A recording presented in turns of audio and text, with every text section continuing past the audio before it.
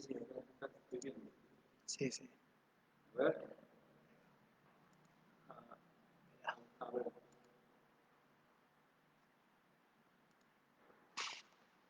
Hablo. Estamos probando el sonido y la imagen, las dos cosas, para hacer la transmisión mejor. Tiene que haber un pequeño delay.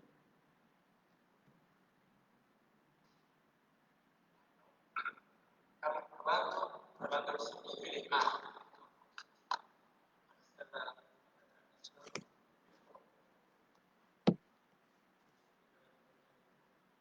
¿No querés acercarte más, Giovanna, para escuchar mejor? Total, no viene nadie si te pones acá. Sí, bueno. Yo porque acá como no vamos a usar micrófono.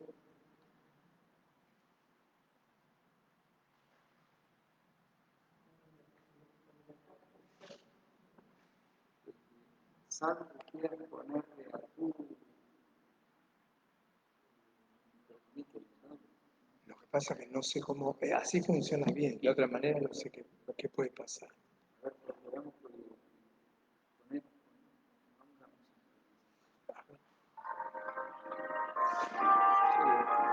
Sí, y si no la acerco un poquito, yo, como la música va a ser para la oración, puedo poner la computadora ahí que esté más cerca, ¿entendés?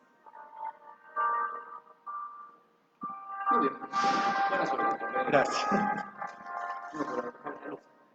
Sí, sí, no, ahora te- Yo te lo estoy haciendo. no, tranquilo.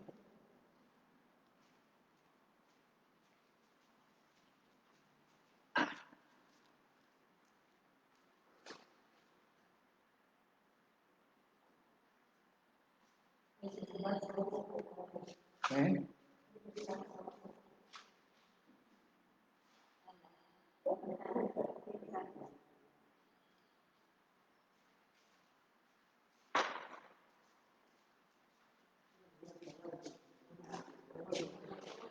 Bien, ¿vos cómo andás?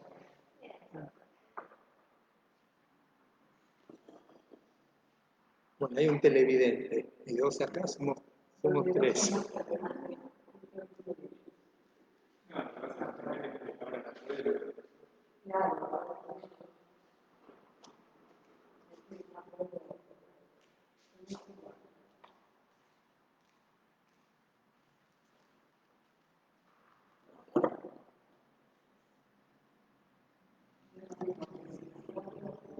Sí, es como todo.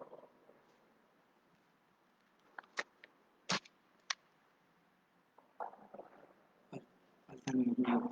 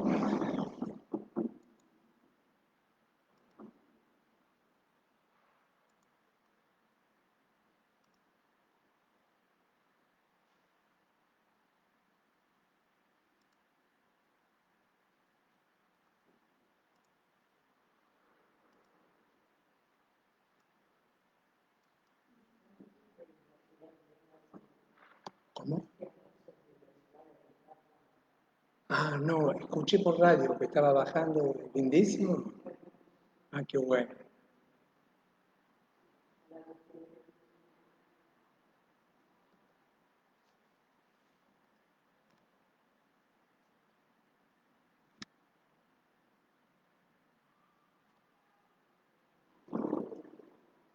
Bueno, buenas tardes, bienvenidas. Vamos a empezar entonces con el mini retiro de hoy.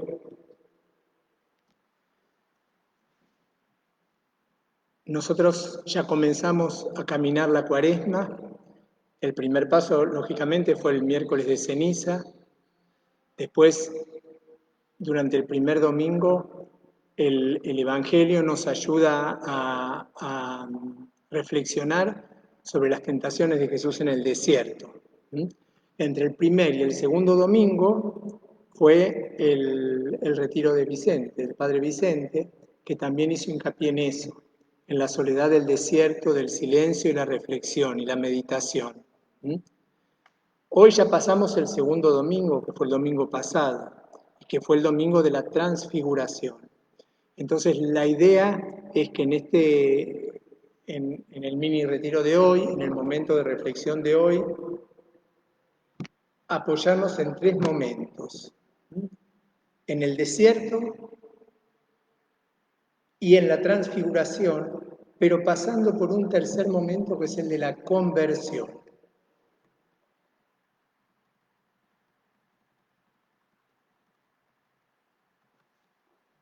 Para empezar, me gustaría leerles una experiencia de San Ignacio de Loyola. Ustedes saben que Ignacio de Loyola es el fundador de la Compañía de Jesús, de los jesuitas, desde fines del siglo XV y principios del siglo XVI. Un gran santo, San Ignacio, y él tiene una autobiografía escrita y hay en un párrafo describe lo que según él dice su experiencia más profunda de Dios. Y dice así, está en un castellano medio antiguo, pero igual vamos a ir viendo, son 10 renglones nada más.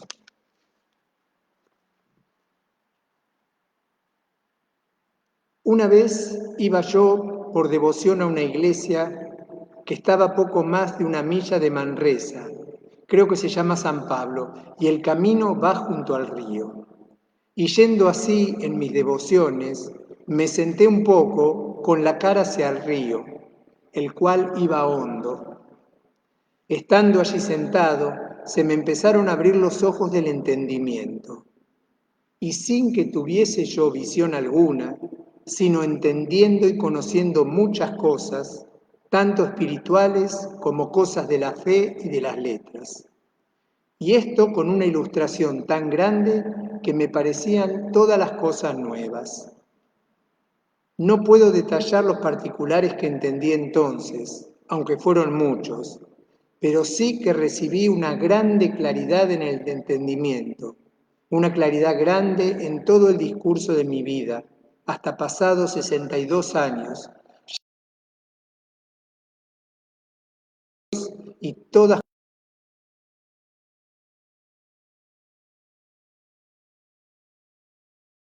tanto como aquella vez sola al lado del río. Aquel antiguo soldado que era San Ignacio, desgarrado y vano, que siempre había buscado en los honores del mundo el sentido de su vida y que poco a poco había ido rompiendo con los moldes de una cultura que determinaba su destino, se encontró de repente en la soledad del camino, con una experiencia de Dios que, como dice él, es imposible de describir con palabras. Y así entonces, junto a ese río, es el río Cardoner, allá en el País Vasco, él dice que el río iba hondo, ¿no? Y es como si él se hubiera introducido espiritualmente en ese río. Ese incurable caminante que era Ignacio de Loyola, no se contentó con eso, sino que él dice que una experiencia que no fue ninguna aparición, no se le apareció Jesús, ni la Virgen, ni nada, sino que de repente, dice él, todas las cosas le parecieron nuevas. Tuvo como una revelación.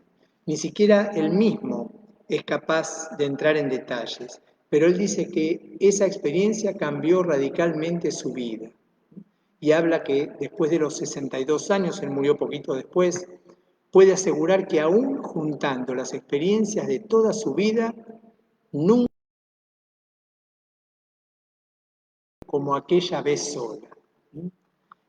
Bueno, esto es precisamente lo que Jesús vivió cuando se fue al desierto. Él se detuvo un momento en su camino y se dejó tocar por las preguntas que Dios le hacía o le lanzaba a través de su pueblo. Y en ese contexto de silencio y de soledad fue descubriendo lo que el Padre le pedía. Y entonces fue cuando sintió la tentación de volver atrás, lo que el Evangelio describe como la aparición del demonio y demás, de volver atrás, pero sacó las fuerzas para salir a predicar a toda Galilea. Así fue que dice el Evangelio: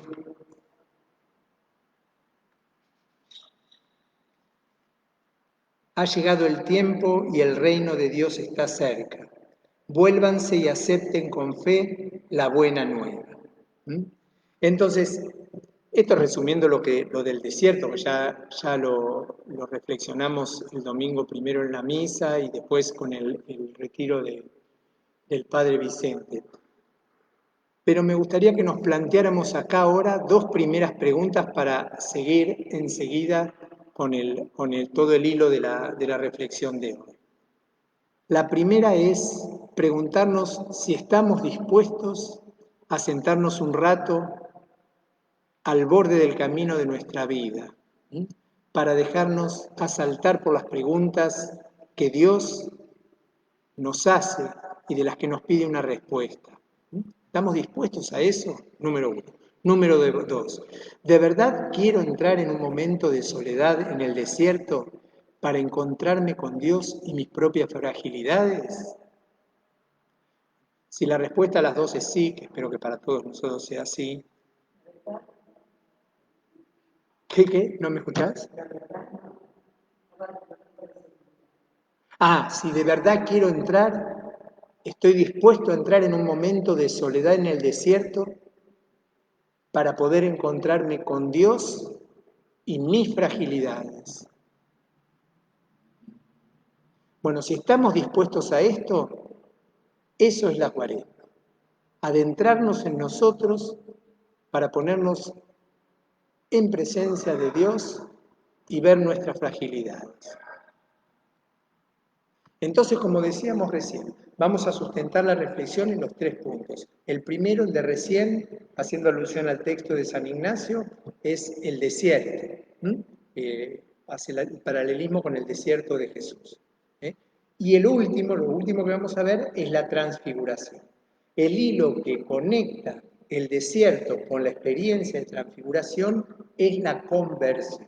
Y veamos un poquito qué es la conversión. Cuando a uno lo invade la gracia por primera vez, se dice y se habla de conversión.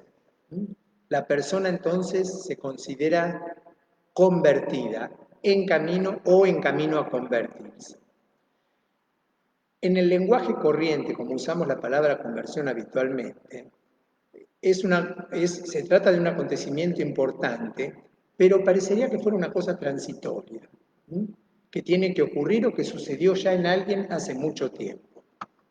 En general, consciente o inconscientemente, pensamos, porque lo escuchamos así y no lo reflexionamos demasiado, ¿no?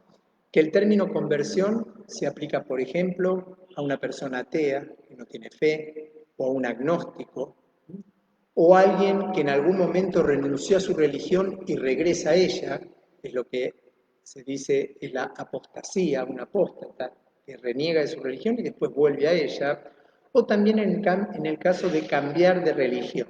Por ejemplo, alguien que profesa la religión de Moisés del Antiguo Testamento, el judaísmo, se pasa al cristianismo, entonces decimos es un judío converso. Y está bien, esa es una forma de ver el significado de la palabra conversión. Pero es erróneo que el concepto derivado de eso, es decir, el converso o el convertido, pensemos que solo atañe a o que solo se refiere a una categoría precisa de creyente. Aquellos que recibieron la fe de adultos. Me convertí, empecé a pensar. Entonces muchas veces pensamos que los chiquitos que fueron bautizados de chiquitos, como en general la mayoría de todos nosotros, nunca van a ser llamados a ser convertidos, porque si son practicantes ahora y recibieron la fe de chicos, no necesitan convertirse. Eso es un poco eh, lo que nos parece siempre, ¿no? Pero es interesante que hagamos hincapié y que notemos que la Biblia habla muy a menudo y de manera explícita sobre la conversión.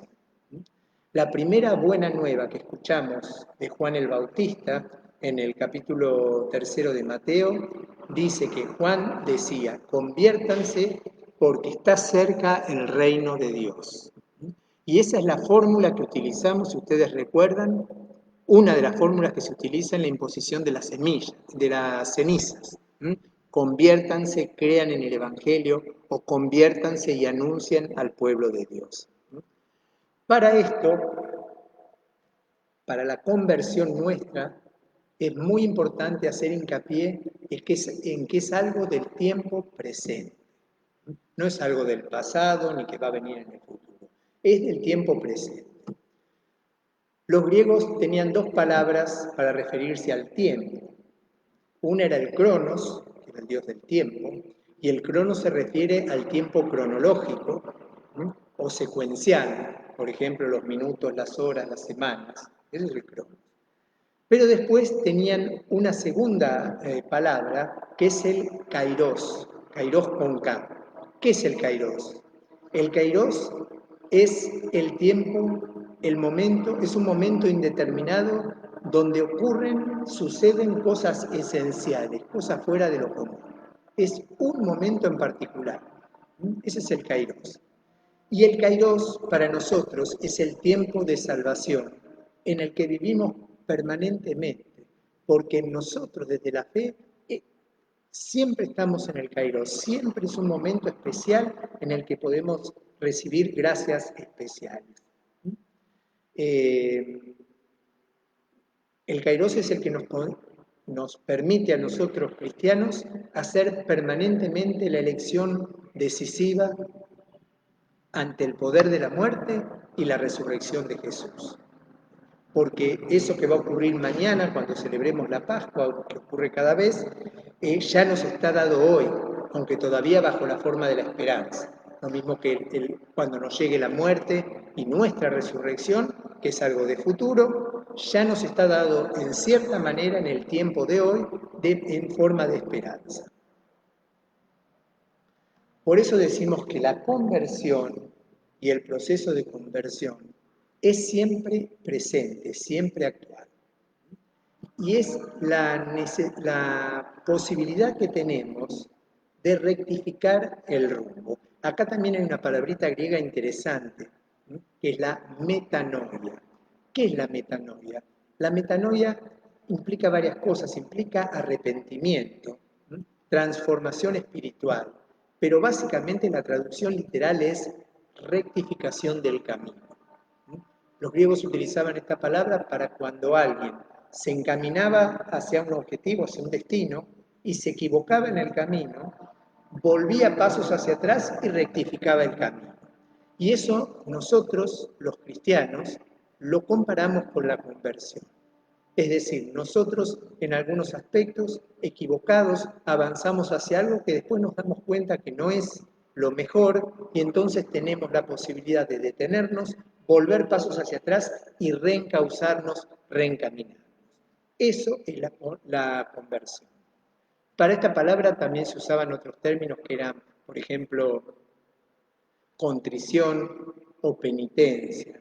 Pero para mí son palabras con una connotación menos feliz, porque siempre que hablamos de contrición, de penitencia, eso lo asociamos a una pena, a una condena, o a culpa o a castigo. Y la conversión no tiene nada que ver con eso. Tiene que ver directamente con nuestra relación con Dios, intentando buscarlo a Él y reubicarlo en el camino cuando nos hemos desviado. San Pablo dice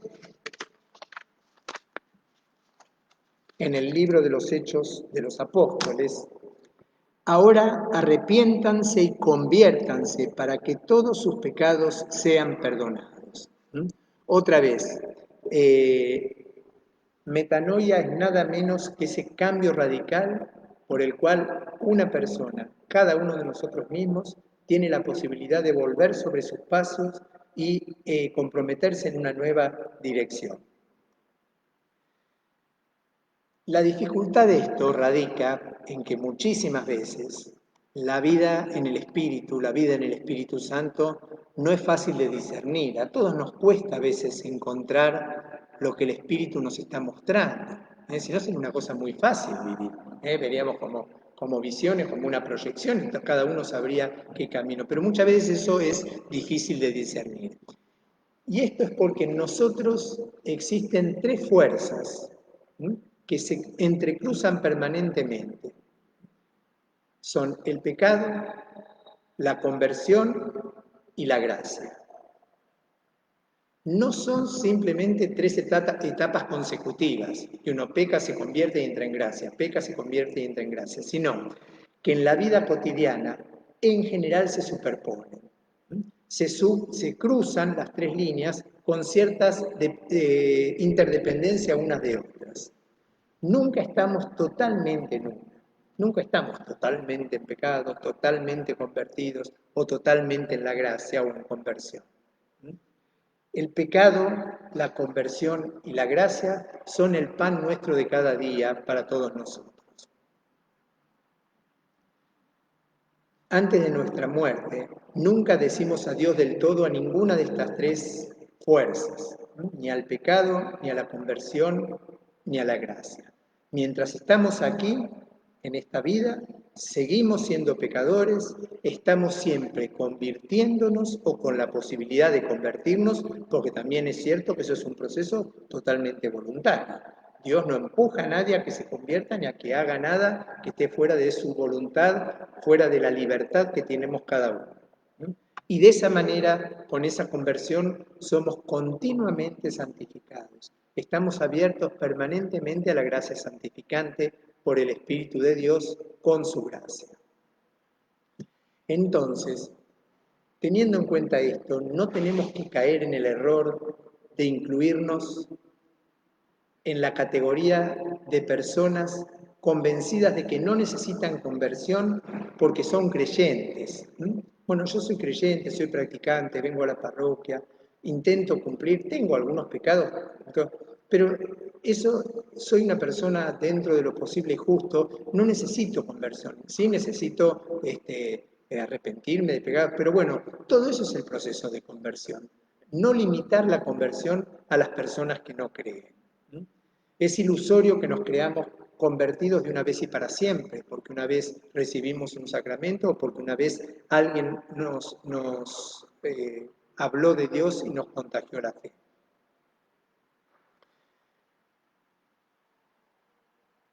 San Pablo decía,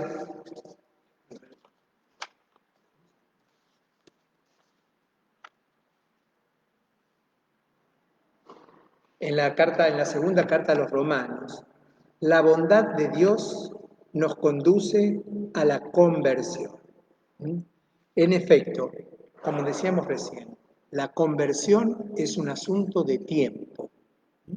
Y es Dios el que está siempre dispuesto a regalarnos ese tiempo que nosotros como seres humanos necesitamos. Dios espera siempre, nunca nos abandona, es indulgente y es generoso. La bondad de Dios, como nos dice San Pablo, es la que nos permite llegar, nos conduce hacia la conversión. Y es la bondad de Dios, y no es ni su enojo, ni su castigo, nada de eso. Recordemos que Dios es puro amor, porque consiste en estar amando. Entonces es su dulzura, su ternura y en una palabra su amor la que nos regala el tiempo de conversión. En el prólogo de la regla de San Benito escribe, hace un comentario que es interesante, que dice así: Dios sale cada día al encuentro de su obrero, que somos cada uno de nosotros. Él se refería a los monjes, ¿no? Y el tiempo que nos da es una espera, es un don, un tiempo de gracia que Él nos concede a cada uno de nosotros gratuitamente. Es un tiempo que podemos utilizar para encontrarnos a Dios una vez más y encontrarlo mejor en su admirable misericordia. Más tarde, después de nuestra muerte, ¿no?, vamos a poder vivir fuera del tiempo y para siempre. Ahí el tiempo ya no cuenta. Pero hoy se nos da en el tiempo y necesitamos el tiempo para conocer mejor a Dios, que siempre es un tiempo precioso de conversión y de gracia, ¿m? Porque es el tiempo que Dios nos regala, es don de misericordia.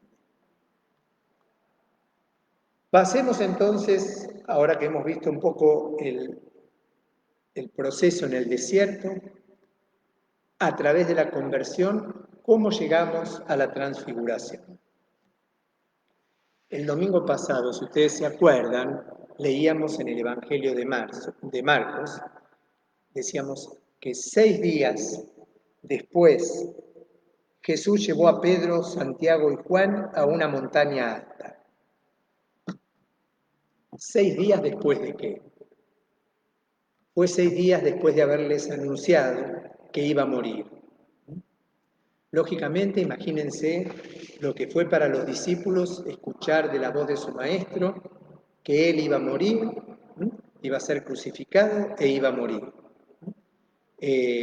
Los discípulos se apenaron y se entristecieron y bueno, se angustiaron como cualquiera de nosotros cuando nos resistimos a vivir experiencias límite, experiencias de dolor y de sufrimiento. Es natural, es un sentimiento humano. Entonces ellos, los discípulos, entristecidos, pero amantes de la vida, ante este preanuncio de la muerte del Señor, necesitaban que Jesús les hiciera vivir una experiencia diferente, en la que ellos pudieran entrever de alguna manera que ahí no se acababa todo y que eso no era el horror de los horrores y que todo terminaba de la manera peor. Y esa experiencia entonces fue la transfiguración.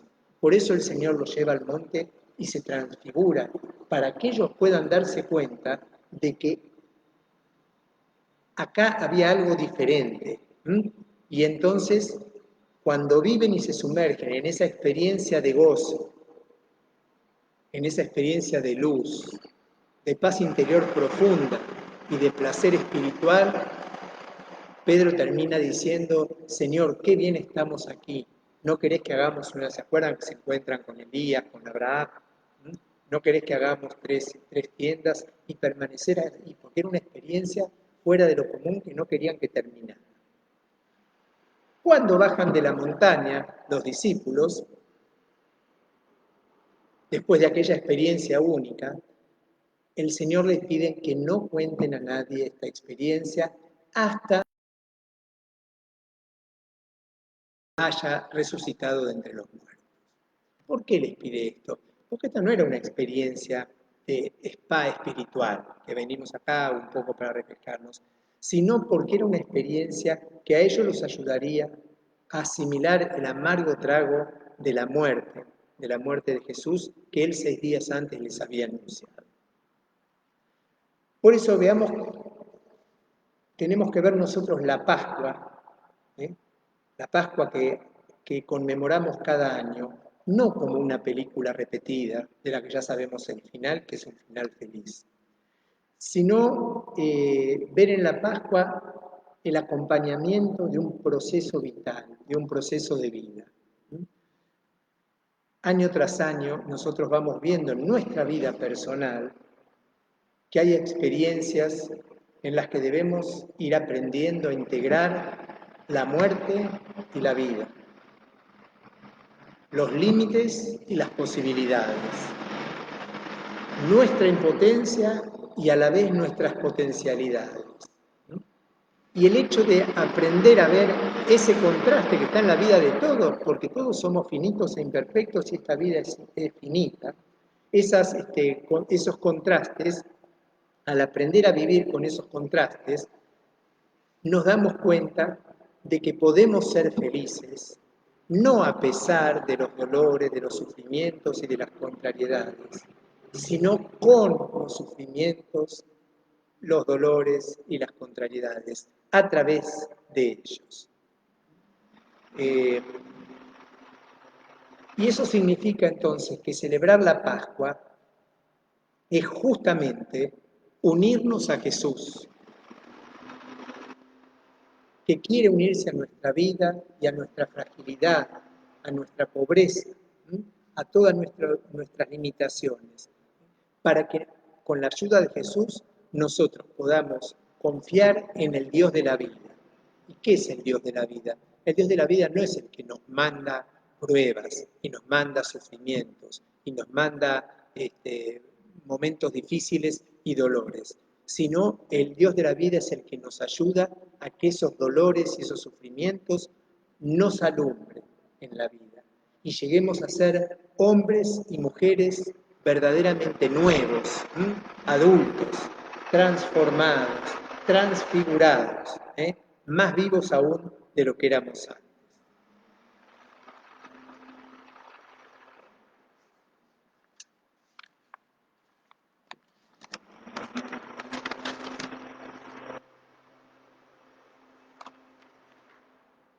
Cuando resucite, cuéntenlo porque es buena noticia, le dice el Señor a los discípulos también. Es buena noticia la vida de la resurrección, es decir, la vida de la resurrección es la vida que surge de ese útero parturiento de la muerte. Del dolor surge esta vida de resurrección. Por eso es bueno que cada uno de nosotros, desde donde nos toque vivir hoy, en este momento, esta cuaresma, y todos creo que en mayor o menor medida estamos viviendo, podemos vivir momentos difíciles. A veces una enfermedad propia, la enfermedad o la muerte de un ser querido, los dolores y achaques propios de nuestra edad, los que ya tenemos unos cuantos años, problemas con un hijo, el fin de un noviazgo, los chicos jóvenes, no sé, se me ocurre falta de trabajo, angustias económicas, el dolor por la pandemia, todas son interior, son potencialmente experiencias de alumbramiento, son situaciones potenciales de resurrección. O sea, todos tenemos al alcance de la mano esto, que no son desgracias o no somos víctimas de nada, son situaciones que nos toca vivir muchas veces muy difíciles, pero que las podemos convertir nosotros en situaciones potenciales de resurrección. Dios está y estará siempre al servicio de esto, acompañándonos, sosteniéndonos en esos momentos de paro, esos momentos de desafío, de limitaciones. Pero ojo, Dios no está esperando que nosotros le pidamos cómo podemos zafar de estos momentos, ¿no? A veces pensamos eso, que hay que pedir un milagrito para que tal cosa suceda que estoy esperando o para que tal cosa que es negativa y que no me gusta deje de suceder. No, Dios está a nuestro lado dándonos su apoyo. Y no es poca cosa el apoyo de Dios. Y el apoyo de Dios es el que nos sirve a atravesar esas situaciones difíciles y entonces a trascenderlas. Trascenderlas quiere decir pasar a través de ellas, pasar a través y ascender. Eso es trascender a estas situaciones difíciles y dolorosas como individuos ya crecidos, adultos, cada día más vivos y más vitales en la presencia de Dios. Entreguémonos entonces Para eso nos va a servir ahora el momento de reflexión. Abrámonos a esta experiencia, que es indudablemente una experiencia de fe. Y tomemos lección de lo que ocurrió con los discípulos ante la transfiguración. Esto que acabamos de describir es ni más ni menos que el proceso constante de conversión, que se enciende y se pone de manifiesto en la transfiguración del Señor. Por eso es tan importante ese evangelio que a veces nos parece una cosa tan fuera de la realidad y tan sobrenatural, que por un lado lo es, pero por otro lado nosotros podemos sacar fruto de eso y ponerlo en práctica, en general, les diría, casi todos los días de nuestra vida.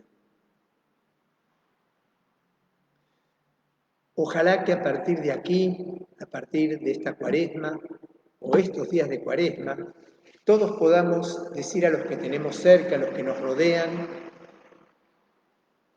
pero podamos decirle cosas con nuestro testimonio, no con explicaciones teóricas de la vida, mira, tenés que hacer esto, hay que hacer así, no, sino que seamos un testimonio vivo de lo que significa la conversión, un testimonio vivo de lo que va a ser esa resurrección del Señor en nosotros, un testimonio vivo de lo que es lo que se llama la resiliencia, es decir, haber resurgido de situaciones de limitación, de sacrificio y de pérdida, pero con la firme convicción de que con la ayuda de Dios vamos a llegar a sentirnos más vivos y estando más vivos por la fe, vamos a poder dar verdadero testimonio de Jesús. Vamos a terminar entonces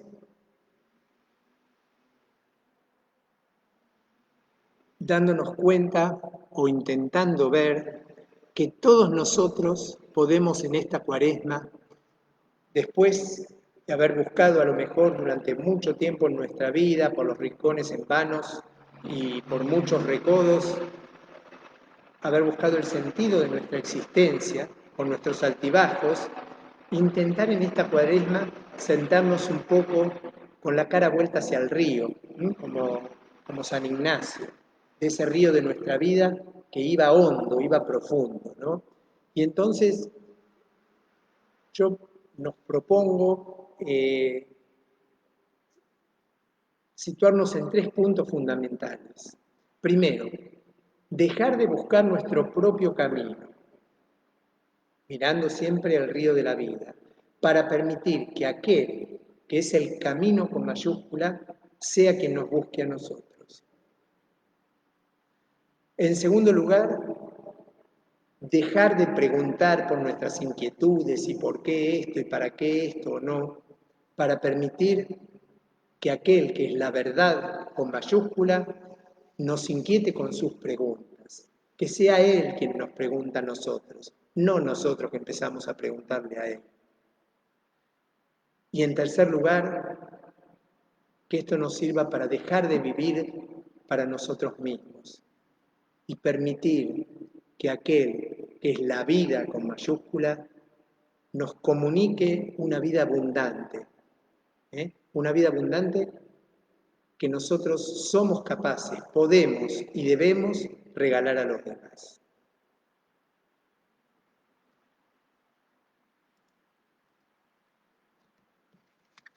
Vamos entonces ahora a hacer la adoración del Santísimo y el momento de reflexión con un poco de música.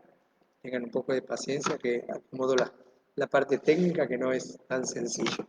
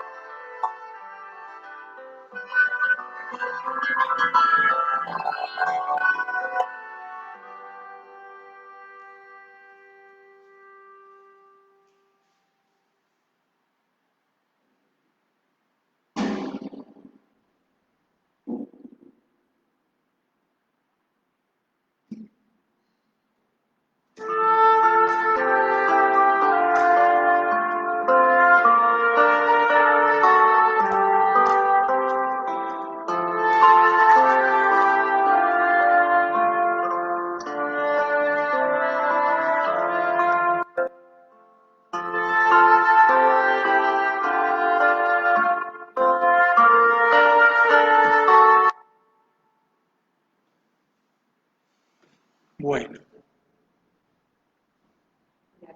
no, por favor, vamos a ponernos en manos y en la presencia, bueno, en la presencia de Dios ya estuvimos, estamos, pero vamos a encomendarle la semana al Señor, vamos a dar la bendición y nos despedimos.